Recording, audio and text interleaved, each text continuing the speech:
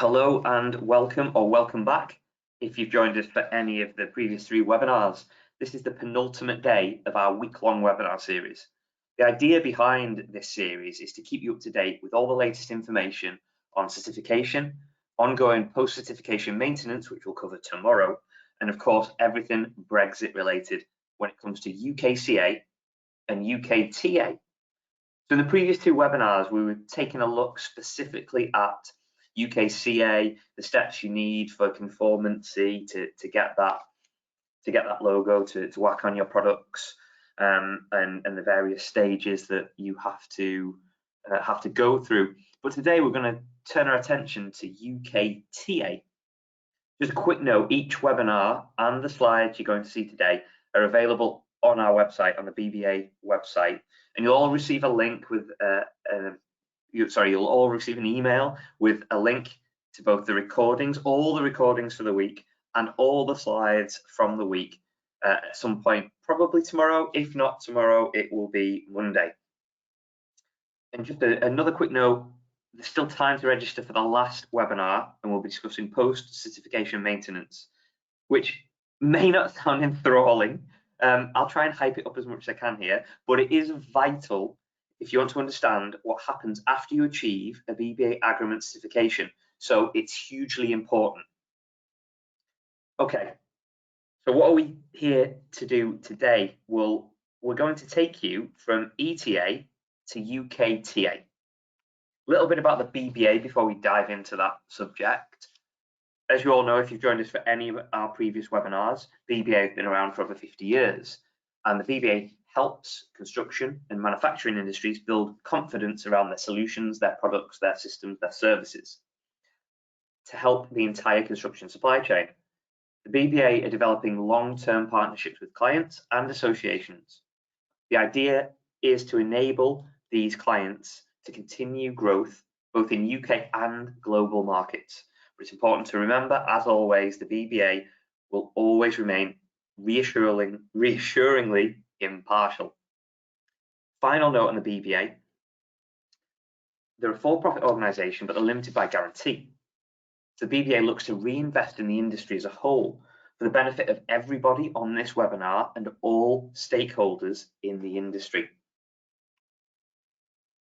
So to date, over the 50 years, we've issued more than 6,000 certificates. We've had over 1,000 annual inspections, and there's a few of the numbers on there, not as grand as those 2, needless to say, but they are massively important, and I'll let you read them at your leisure.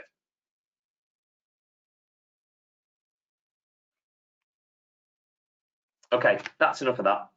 On to the more important stuff for today's webinar. So if you're a manufacturer or distributor based in the UK or situated in the EU, it's important that you understand the changes that are happening, as they may affect your trading capabilities. This is especially true with the transition from ETA to UKTA. Now, the BBA can support and guide you through these changes for both UK and EU markets. So in this webinar, we want to help you understand the changes that are occurring. This isn't a sales pitch. We want to give you valid information, but the BBA can help you out as well. So what we're going to cover: we'll look at what is UKTA, the easy steps to UKTA conversion, how the BBA can help with that conversion, and finally Q&A, your chance to ask us burning questions. Quick note on those burning questions: if you do have any, please use the Q&A function on this webinar. You can ask them at any time, and we'll try our best to cover them at the end. If we don't cover them, I promise you we will get back to you again, either tomorrow or at some point next week. But if you do have a question, please submit it, because we're here to help you as much as we possibly can. So please do use this feature. Okay, on to our speaker today. He's back by popular demand, I'd like to say, but some people might say he had no choice in this. But Simon Rowe, Head of Key Accounts at BBA, is going to take us through UKTA and the easy steps to UKTA conversion. Simon's been at the BBA for what he claims is far too long. But Simon, I don't think it's ever too long to spend time with you. And on that note, it is over to your good self. Thank you, Peter. Thanks for the kind words, and welcome to everyone. This is probably a repeat of my presentation of 19th of May last month, about 3 weeks ago. Not too much has changed, but hopefully there's a few questions as well. As Peter said, I've been a BBA for a fairly long time, over 30 years. Most of my roles have been on the technical side, on the approvals, as head of approvals, signatories on materials and highways products, and engineering, sometimes spent as head of test too. More recently, I've moved into more the commercial side, and currently heading the BBA's initiative on UKCA marking, and also UKTA approvals as well. Excuse the voice, it's a little bit hoarse because I lost the dog for 30 minutes yesterday, so I've been shouting, so hopefully it will last out, but bear with me if it doesn't. I've got a cup of water with me. Anyway, we'll go on to the business. Just a minute, Peter, I haven't got it on screen, I've only got my one, so I'll work from that if we can. But apologies, just give me 1 second. Yeah, if you do pull it up. My fault, just 1 second. And there we go. Yeah, brilliant. Thank you very much. Okay, first page and the next page. Okay, first is just the disclosure. This information is presented in good faith and is up to date to the best of our knowledge for key items concerning Brexit and UKCA CE marking. Yeah, there's some links on here as well to the latest government information, so we'll you can always check those at your leisure. Thank you.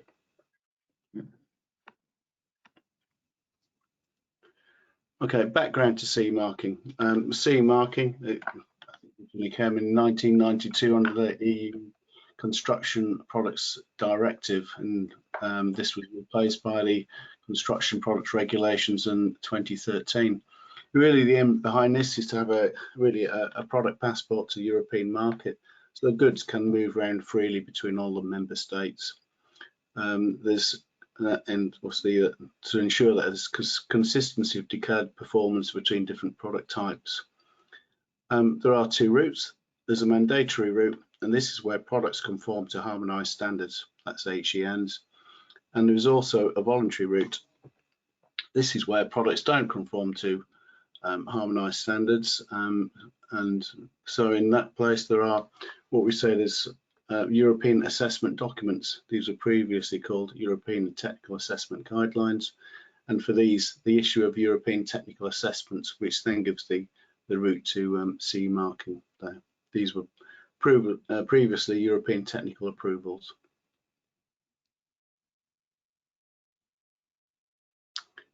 Okay, what is UKCA marking? Well, obviously with the UK coming out of Europe from 31st of December last year, CE marking we needed a system to replace CE marking. So they've come up with the United Kingdom Conformity Assessed Marking, that's UKCA, which will replace CE marking for any applicable products that are placed in the Great Britain market. First is the United Kingdom, obviously consists of Great Britain, Northern Ireland, Great Britain being England, Scotland and Wales, so there is a key differentiation for Northern Ireland, which has a common border with the Republic. So UKCA marking, it's going to be mandatory for new applicable products placed on the market from 1st of January 2021, but for existing products, on that there is a transition period where CE marking can still be used in Great Britain until the 1st of January 2022. But at current regulations, it's going to be mandatory for all applicable products in GB from 1st of January 2022. The one exception is Northern Ireland, in that CE marking of products will still be acceptable after January the 1st, 2022. In addition to that, there is also a UKCA mark, there is also a UK NI mark for products in coming to the Northern Ireland market. This can only be applied with the UKCA marking, but probably the need for this one, now that CE marking will still be Northern Ireland, it's probably going to be less used than what was first thought. And there is a link there, gov.uk guidance construction products regulations, to give you the up-to-date information. Okay, what is a UKTA? Well, UKTA stands for United Kingdom Technical Assessment. This essentially is a mirror of the European technical assessments, primarily for the UK market. Who can issue them? Well, they can be issued by UK technical approval bodies, provided that are competent in the product area, defined area. Of the 9 UK technical approval bodies, the BBA has the widest product range of all of them. When we say product range, this is the assessment under European assessment documents. It's probably just a handful that the BBA we can't issue against. Okay, and in the UK, what is the process? Well, UKCA marking is a voluntary process. Well, for the UK, including Northern Ireland, and it can be applicable from 1st of January 2021. As we said before, I think in this one, European technical assessments will no longer be recognised in Great Britain from the 1st of January 2022. The background that the BBA, as part of EOTA, which I'll talk about in probably the next few slides, we've been issuing ETAs probably since the mid-1990s. Any of that we had current, we needed to transfer to other European technical approval bodies by the end of last year. Primarily, the bulk of these went to ETA Denmark, with a few by the Germans or other countries. So really, we maintained the links and the validity of our certificate holders.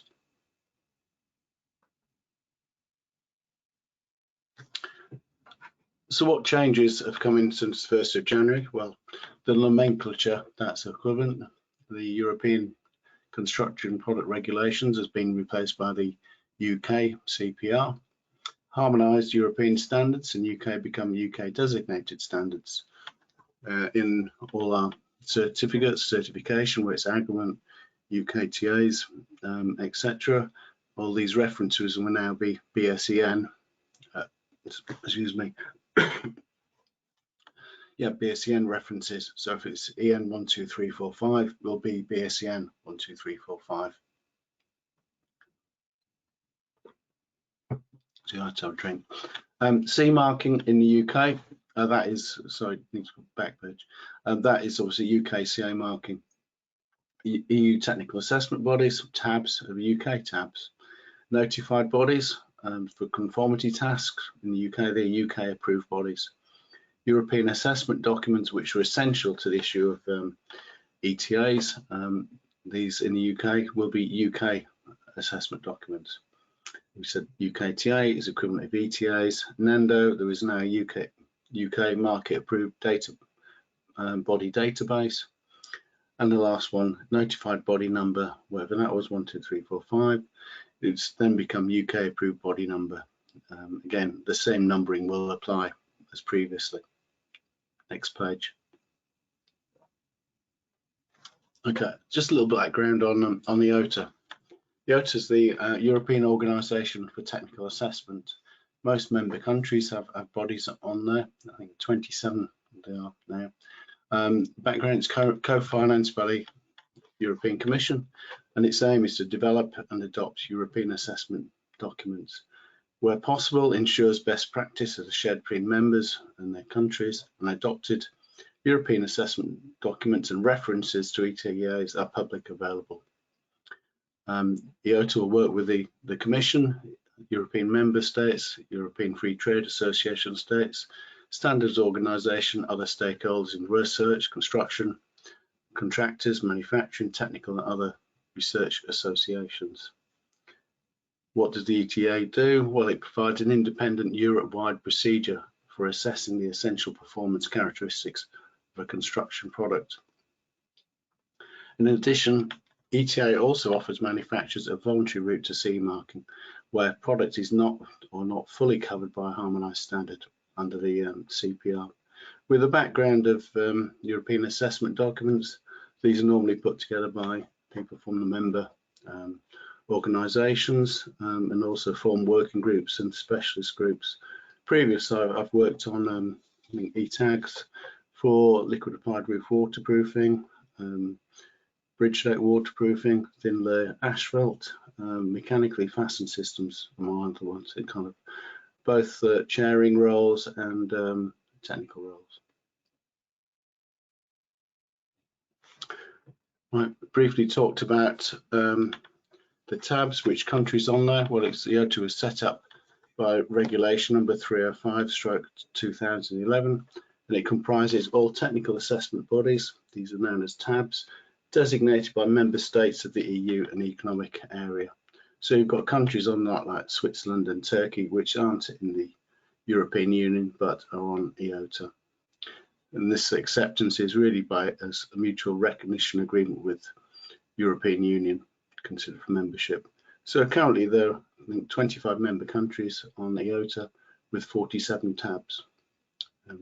And what have they issued? Well, at the moment there's well over 6,000 current European technical assessments. These are in a wide variety of areas. Fixings and fastenings probably form the bulk of it, probably well over 1,000 there. And the biggest country that contributes to ETA, to say, is Germany by DIBT, and they again probably have about issued a quarter, 1,500 European technical assessments. If you want to look at any ETAs, visit their website, eota.eu.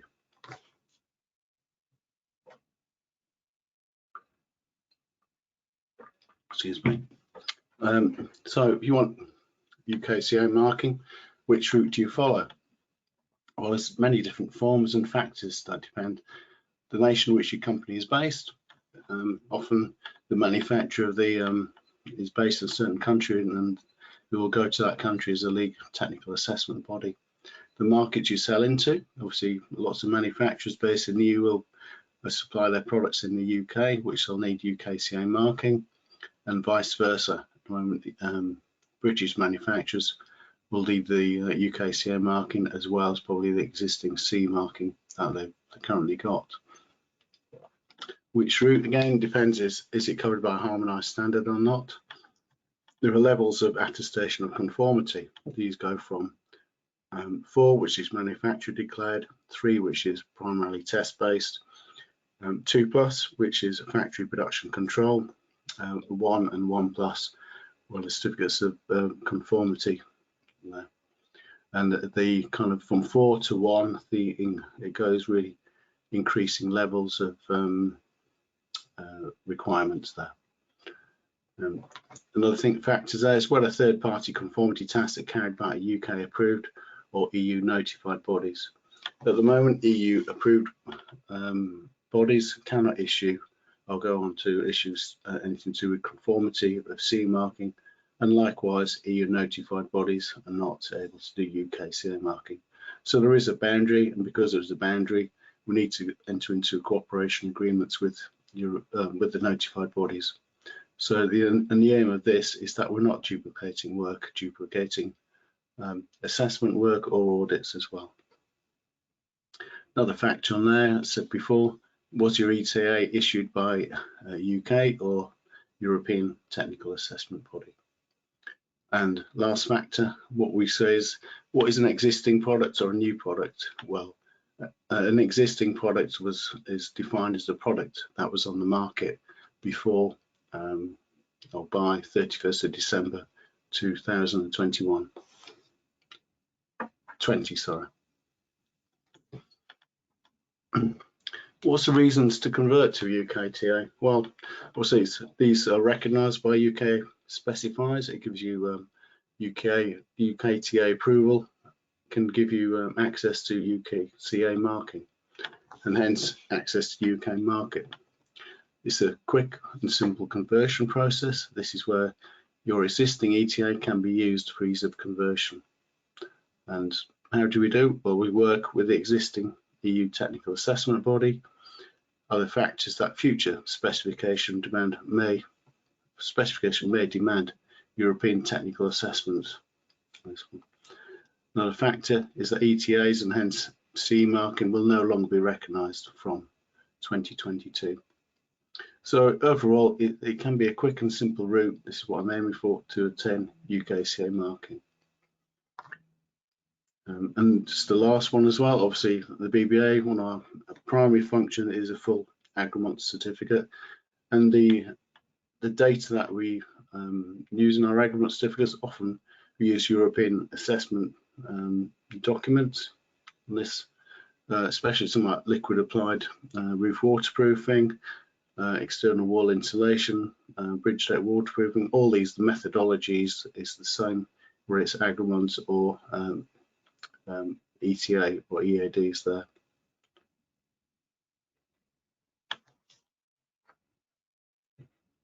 Okay, so what it is, what we say, what are the 4 easy steps to UKTA conversion?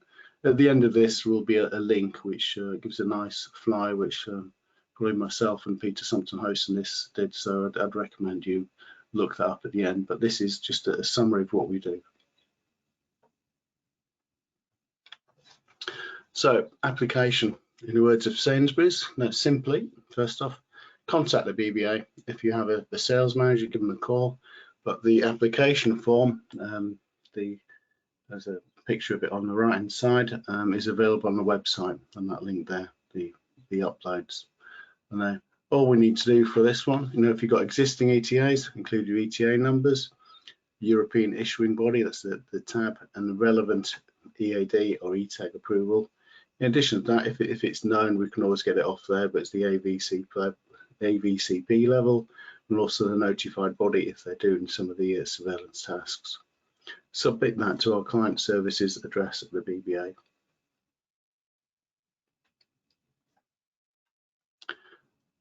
So what do we do with the form? Obviously, from the form, the application form, we prepare the program of work and the documentation there. The program of work is really based on receiving the evaluation report from the issuing EU technical approval body or IOTA.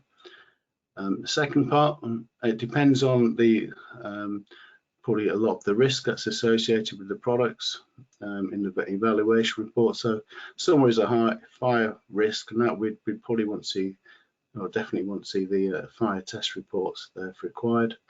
And the third part as well is what we call the manufacturer's technical file or the factory production report.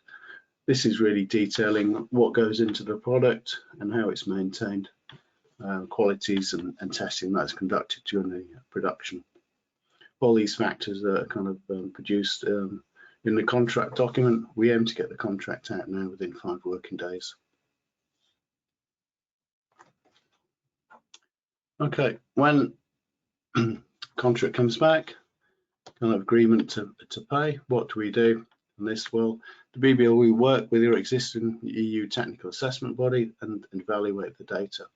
This is to make sure that the data is still relevant and applies. One area where I think the bulk of the old e-tags have now been converted to European assessment documents, but one proviso there that UKTAs must be issued against European assessment documents. So maybe a slight delay on where it's still an e-tag applicable, but there's only 1 or 2 that are relevant there. And the UKTA, how are we going to do it? Well, my ethos has always been, let's keep it as simple as possible. So the UKTA will be a mirror of the ETA certificate. It isn't just a cut and paste, but we need to make sure that the technical data in there is still relevant and valid.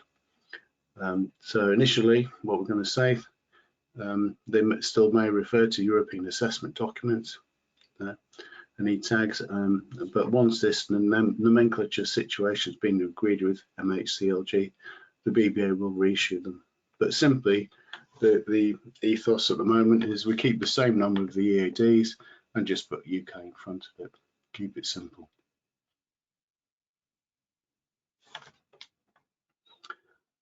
Last one is about issuing the UKTA. On the right hand side, that was one of the BBA's ETAs. So we're currently working on the template of this, of the new format. The timescale of getting this out, really, we're looking at 2 months from receipt of data. At the moment, the BBA, we're engaged with clients. We've probably got, well, all I can say about numbers, but we're working on more UKTAs now than any number of ETAs that the BBA ever issued. So it's a very significant piece of work. Once it's issued as well, we're linking to the surveillance at the place of manufacture. If it's already going in by a nominated notified body from the EU tab, we will go on the back of them. We will get the reports and assess the reports rather than duplicating the visit work.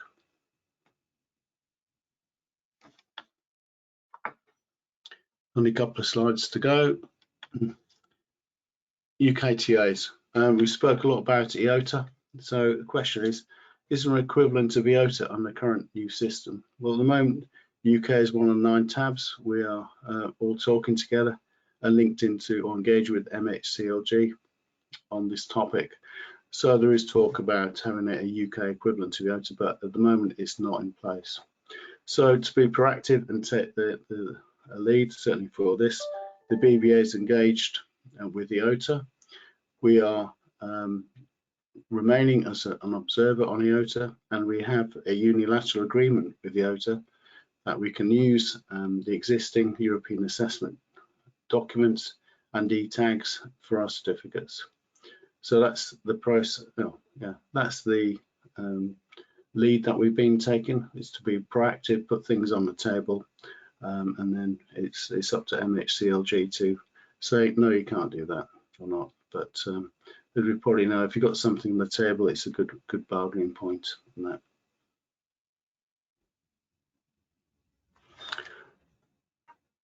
Government guidance links here. So general guidance, there's links on here to using UKCA Marking, gov.uk. There's so that's label and marking, which is very important because you'll have to display the UKCA marking alongside the CE marking. There's also details, conformity assessment and accreditation, and there's a link to designated standards there.